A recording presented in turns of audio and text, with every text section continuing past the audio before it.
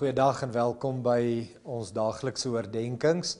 Vandag wil ek met jou praat oor die Here wat sê dat jy is 'n geseënde en hy wil jou lewe gebruik om ander mense se lewens te verryk. Nou ek wil afskop met 'n skrifgedeelte wat ek vir jou wil lees hier in Efesiërs 5 vers 15. Wees baie versigtig hoe jy lewe, nie soos onverstandige mense nie, maar soos verstandiges. Maak die beste gebruik van elke geleentheid, want ons lewe in 'n goddelose tyd. Moet daarom nie onverstandig optree nie, maar probeer te wete kom wat die Here wil dat julle moet doen.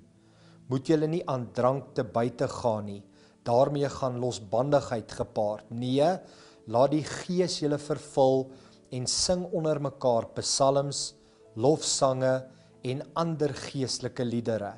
Sing met julle hele hart tot eer van die Here. Dank God, die Vader altyd oor alles in die naam van ons Here Jesus Christus. Hierdie skrifgedeelte gee ons 3 maniere hoe ons 'n seun kan wees. In die eerste plek sê hy daar's 'n verskil tussen 'n verstandige en 'n onverstandige. En dan sê hy, wat doen verstandige mense? Hy sê in die eerste plek, verstandige mense gebruik elke geleentheid. Nou ek het vir 'n oomblik daaraan gaan dink. Hoe lyk dit om geleenthede te gebruik? Weet jy, ek dink dis die verskil tussen om met 'n gewoonte te leef en om intentioneel te leef.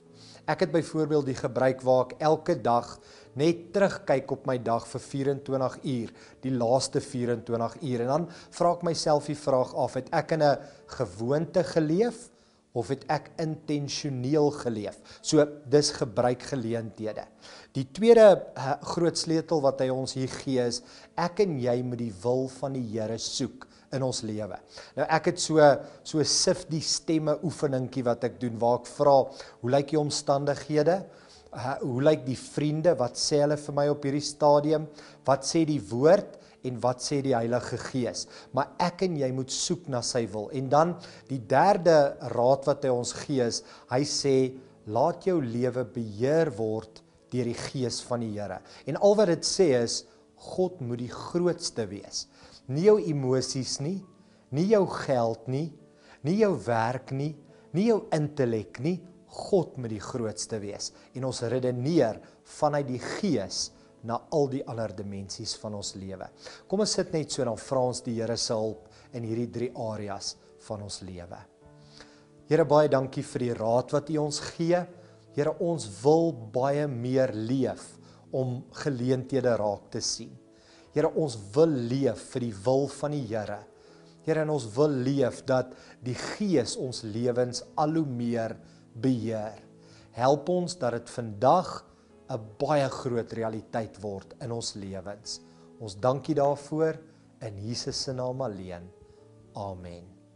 Baie dankie dat jy ingeskakel het en ons sien jou weer môre.